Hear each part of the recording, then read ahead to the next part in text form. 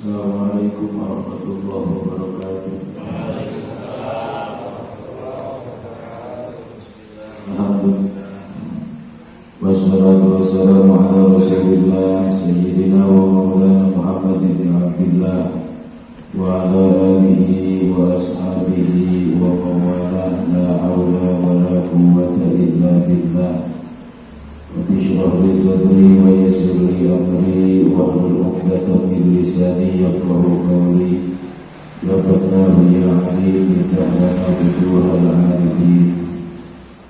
Allahumma ij'alna wa auladana wa azwajina wa talamidana wa dhurriyyatina wa jiranina wa ahli qaryatina min ahli al-ilmi wal khair wa la taj'alna wa iyyahum min ahli syarri wa ghair. Hadratul mukarramun, para ahli ulama, para kiai, para ustaz, khusus PKM Mushola Rawdatul Jannah yang kami muliakan dan insyaallah dimuliakan oleh Allah Subhanahu wa taala. Jamaah pengajian rutin malam Kamis yang muliakan dan insyaallah dimuliakan oleh Allah Subhanahu wa taala. Sebelumnya, marilah kita bersama-sama memanjatkan puja dan puji syukur kehadirat Allah Subhanahu wa Ta'ala, yang mana alhamdulillah berkat inayah pertolongan dari Allah Subhanahu wa Ta'ala, berkat hidayah taufik Allah Subhanahu wa Ta'ala, kita pada malam hari ini bisa melaksanakan salah satu ibadah, salah satu kewajiban kita terhadap Allah Subhanahu wa Ta'ala, yaitu thalabul ilmi atau mencari ilmu. Mudah-mudahan apa yang kita lakukan pada malam hari ini, semoga aktivitas kita pada malam hari ini dapat keridhaan dari Allah Subhanahu wa Ta'ala, dan semoga apa yang kita cita-citakan, baik urusan dunia, urusan agama, urusan akhirat, semoga senantiasa dikabul oleh Allah Subhanahu wa Ta'ala. Amin ya Allah ya Rabbal alamin. Para bapak, para jamaah sekalian yang kami muliakan dan insyaallah dimuliakan oleh Allah Subhanahu wa Ta'ala, kemarin kita sudah membahas tentang fardu-fardunya wudu, bahkan sudah masuk ke tema sunat-sunatnya wudu atau sunatan di dalam kita melaksanakan wudu. Jadi untuk selanjutnya kita sedikit membahas tentang sholat. Sedikit kita membahas tentang sholat. Di sini dikatakan sholat itu ada dua. Ada sholat menurut lughah atau menurut bahasa, ada sholat menurut istilah. Jadi sholat itu ada dua. Ada sholat, pengertian sholat menurut lughah atau menurut bahasa, ada sholat menurut istilah. Untuk menurut lughah di sini dikatakan yaitu mutlaqud du'a. Mutlaqud du'a itu yang namanya sholat. Pengertian sholat secara bahasa itu setiap doa itu namanya sholat. Setiap doa itu namanya sholat. Itu menurut bahasa. Nah, yang kita pakai, yang kita kerjakan sholat 5 waktu itu bukan berlandaskan sholat di makna lughah. Itu bukan berlandaskan sholat di makna bahasa. Tapi yang kita pakai sholat di makna istilah atau sholat yang mempunyai arti secara istilah. Sebelum kita membahas kepada pembahasan sholat yang mempunyai arti secara istilah, ada sesuatu yang harus kita ketahui dulu, yaitu sholat itu kalau secara syarak itu dibagi 3. Sholat secara syarak ada 3. Mana? Yang pertama, sholat yang datangnya dari Allah, yaitu namanya rahmat. Sholat yang datangnya dari Allah itu namanya rahmat.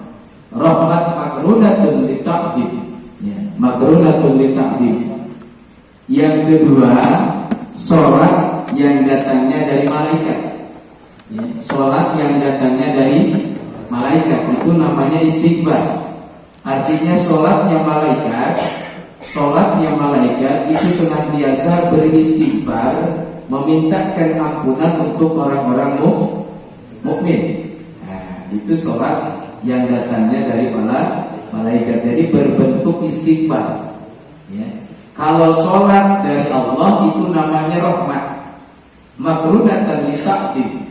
Kalau sholat yang datangnya dari malaikat itu maknanya istighfar, memintakan ampun lil mu'minina wal mu'minat wal muslimina wal muslimat. Memintakan ampun untuk orang-orang mukmin, memintakan ampun untuk orang-orang Islam. Jadi ada sholat yang datangnya dari Allah itu maknanya apa? Rahmat. Rahmat itu kasih sayang. Nah, kasih sayang Allah. Kalau sholat yang datangnya dari malaikat dinamakan istighfar. Istighfar memintakan ampun untuk muslimin, muslimat, mukminin, Nah, ayat ketiga sholat dari orang-orang mukmin. Sholat yang kita kerjakan di sini, sholat yang dikerjakan oleh orang mukmin itu maknanya af'alun wa aqwalun muqtata'atun bit takbir wa muqtatamatun bit taslim. Sekali lagi, sholat yang dari orang mukmin, yang dikerjakan oleh orang mukmin, aqwalun, ucapan, setiap ucapan, wa af'alun, dan setiap pekerjaan. Setiap ucapan, setiap pekerjaan, muhtatamatun bit takbir, yang dimulai dengan takbiratul ihram, wa muhtatamatun bit taslim, dan diakhiri dengan salam. Itu sholat yang kita kerjakan. Nah, jadi kalau sholat yang datangnya dari umat mukmin, dari orang mukmin, itu setiap ucapan, setiap pekerjaan yang diawali dengan takbiratul ihram dan diakhiri dengan salam. Setiap pekerjaan, ucapan yang dimulai dengan takbiratul ihram dan diakhiri dengan salam disertai ma'asyaraito. Dan enggak cukup sampai di situ aja. Jadi ucapan, pekerjaan yang dimulai dengan takbir, diakhiri dengan salam beserta syarat-syaratnya. Jadi beserta syarat-syaratnya. Ada syarat-syarat ketentuan yang harus dilaksanakan di dalam sholat. Ma'asyaraito mahsusatin. Jadi disertakan dengan syarat-syarat yang memang dihususkan tentang sholat. Ini untuk kita memahami dulu, memahami sebelum kita nanti ke rukun sholat, terus yang membatalkan sholat, itu nanti kita memahami dari awal dulu. Jadi sekali lagi, yang namanya sholat itu dibagi, pengertiannya dibagi berapa Pak? Dibagi dua. Nah, ada sholat di mana lugah atau sholat secara bahasa. Apa secara bahasa? Mutlaqud doa atau doa. Setiap doa sholat kalau secara bahasa. Kalau secara istilah, ucapan, pekerjaan yang diawali dengan takbiratul ihram dan diakhiri dengan salam beserta syarat-syaratnya, beserta syarat-syarat yang khusus. Kira-kira sudah paham sampai di situ? Udah paham sampai di situ belum? Bisa? Kita ulang lagi ya. Nah, kita ulang lagi. Jadi sholat itu mempunyai dua pengertian. Sholat pertama, sholat secara bahasa. Kedua, sholat secara istilah. Yang dinamakan sholat secara bahasa mutlaqud doa, yaitu doa. Setiap doa mutlak, setiap doa kalau secara bahasa itu sholat. Kalau secara istilah, setiap ucapan atau pekerjaan yang diawali dengan takbiratul ihram dan diakhiri dengan salam. Yang diakhiri dengan salam beserta syarat-syarat yang khusus. Kalau mau pakai bahasa Arab, aqwalun wa af'alun muhtatamatun bit takbir, muhtatahatun bit takbir wa muhtatamatun bit taslim ma'al syara'itu mahsusatin. Itu kalau secara bahasa. Bahasa Arab, ucapan yang diawali dengan takbiratul ihram dan diakhiri dengan salam disertai dengan syarat-syarat yang khusus, itu namanya sholat secara istilah. Lah, sholat dibagi lagi jadi tiga. Ada sholat yang datangnya dari Allah, itu namanya rahmat, kasih sayang. Yang kedua, sholat yang datangnya dari malaikat, namanya mintakan ampun ya untuk orang mukmin. Jadi malaikat sholat ada yang sujud, ada yang ruku. Pekerjaannya kalau ruku terus, kalau sujud ya sujud terus. Itu intinya sholat yang dikerjakan oleh malaikat itu intinya istighfar, memintakan ampun untuk orang-orang mukmin. Kenapa bukan untuk malaikat? Kalau malaikat gak punya dosa. Kalau malaikat itu gak punya dosa. La ya'sun Allah, malaikat itu gak maksiat. Malaikat itu gak mengerjakan sesuatu yang berdosa. Beda dengan kita. Makanya kalau ada manusia itu dari dua unsur. Yang pertama unsur malaikat, yang kedua unsur setan. Nah, makanya kadang manusia itu kayak malaikat, kadang kayak setan, kan gitu.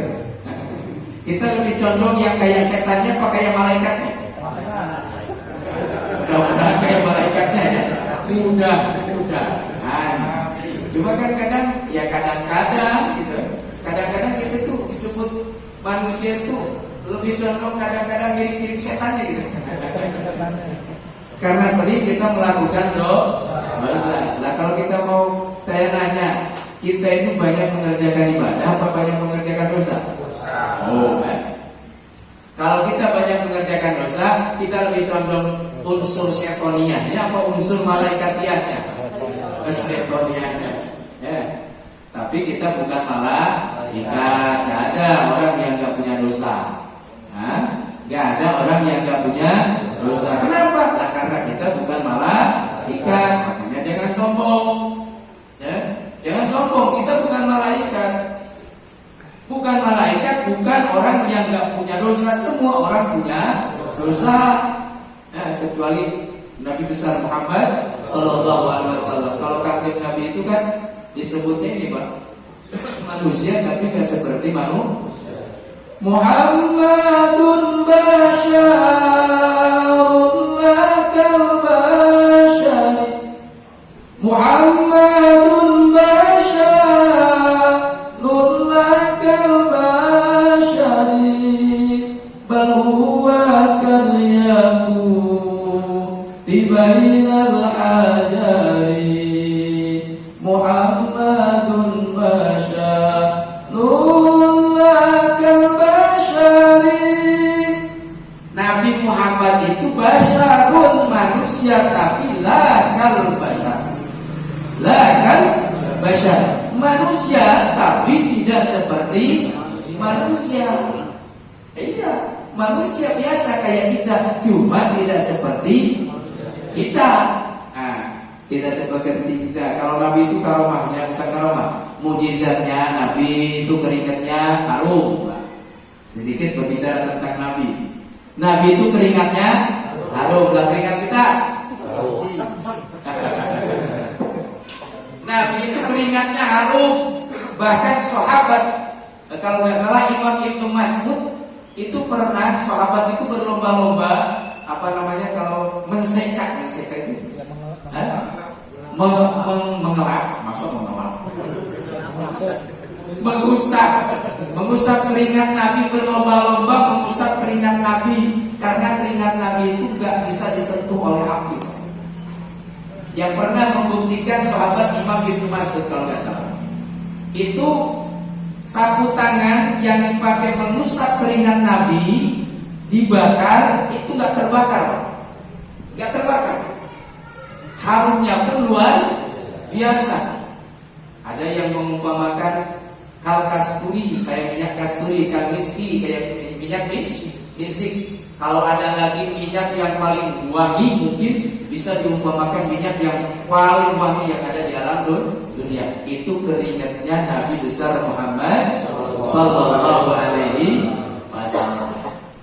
Itu baru keringatnya Pak. Baru keringatnya. Beda kayak keringat kita, bau apok. Kalau bahasa Sunda itu bau hangsir, bau segala macam. Keringat kita, karena Nabi itu keringatnya harum. Makanya Nabi itu basyarun la kal basyar, manusia tapi tidak seperti manusia. Kaliyakut bainal hajar, seperti intan permata di antara gundukan-gundukan batu. Seperti intan permata yang ada di dalam lingkaran-lingkaran batu. Itulah Nabi besar Muhammad sallallahu alaihi wasallam. Kalau kencing, Nabi itu kalau kencing gak ada, kalau kencing itu gak ada air yang apa kalau bahasa Sundanya itu muyumpong. Muyumpong itu kalau bahasa Indonesia apa? Jadi gak kelihatan air kencingnya. Jadi begitu pas keluar langsung disedot sama bumi. Itu kencingnya Nabi. Kalau kencing kita berbusa. Cantik baju menggelengit bau cekol. Nah, belum disiram tuh baunya nggak bakalan hilang. Kalau kita, kalau Nabi itu begitu keluar langsung oleh bumi itu diserot, langsung disedot, langsung nggak ada kering seketika. Itu air kencingnya Nabi. Air kencingnya Nabi, makanya beda kan sama kita? Beda nggak? Beda. Makanya manusia tapi tidak seperti manusia. Itulah kanjeng Nabi besar Muhammad sallallahu alaihi wasallam. Nabi itu kalau berjalan dengan sahabat yang paling tinggi nggak kalah. Kalau berjalan sama sahabat yang pendek, sahabat yang pendek, Nabi itu nggak kelihatan tinggi.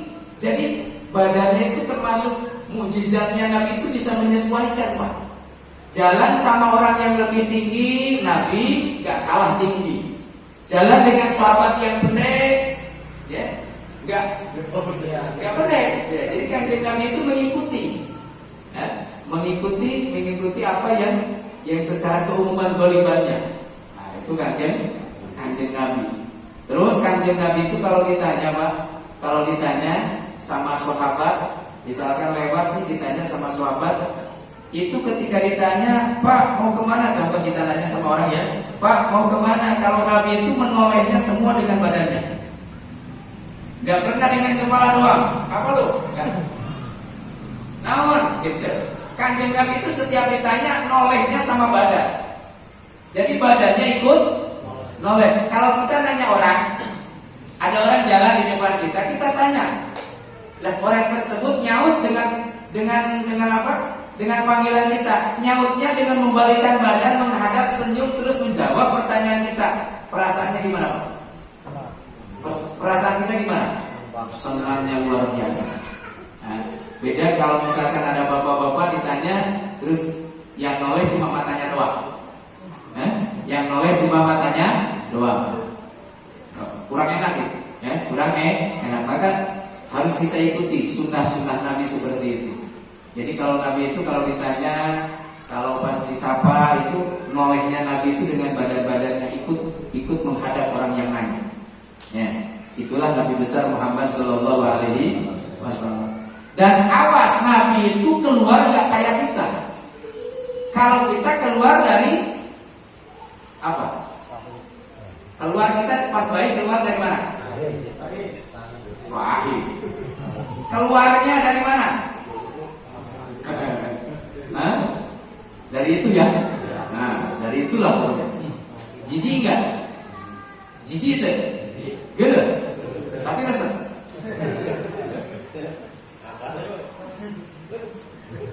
Kalau kita keluar itu dari sono, dari sono barang jijik, barang gele, tapi resep. Kalau Nabi itu bukan keluarnya dari sono kayak kita, enggak. Nabi itu dari sini keluarnya, bukan dari bawah. Makanya ketika Nabi lahir sudah bersih. Bahkan Nabi lahir itu sudah maktuun wa mahtunun. Kanjeng Nabi itu sudah disupit, sudah disunat. Makanya kalau disunat, disupit, itu bukan sunat Nabi, Pak. Itu bukan sunat Nabi besar Muhammad sallallahu alaihi wasallam. Lalu siapa? Itu sunatnya Nabi Ibrahim alaihi salam. Ada dua versi. Ada ulama yang mengatakan orang yang paling pertama disunat itu satu Nabi Ibrahim, yang kedua Nabi Adam. Yang kedua Nabi Adam. Tapi yang paling masyhur itu keterangannya Nabi Ibrahim. Makanya ketika kita disunat, ketika kita disupit, itu bukan mengikuti milahnya Nabi Muhammad, tapi mengikuti milahnya Nabi Ibrahim. Dikatakan Pak, Nabi Ibrahim itu waktu disunat usianya 80 tahun. Akan berapa tahun bagi sunatan? 4 tahun. Ayah 2 tahun. Disunatan ayah 2 tahun ayah. Ayah begitu lahir 7 hari disunat ayah.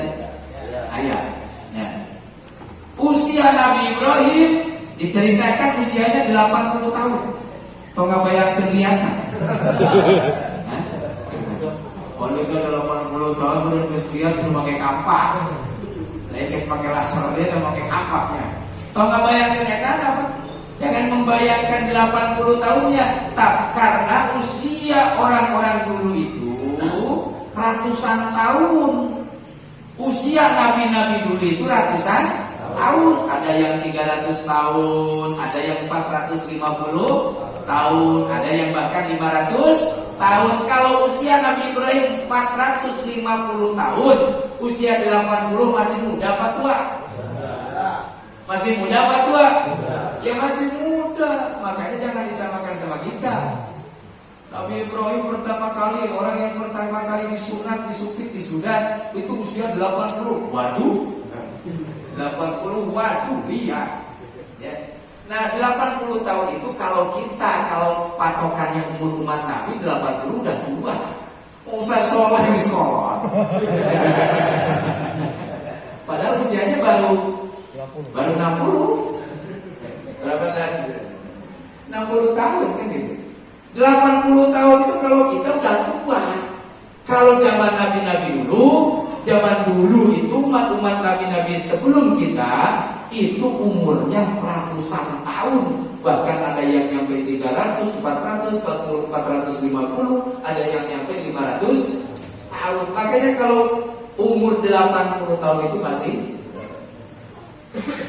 muda. Umur 80 itu masih muda.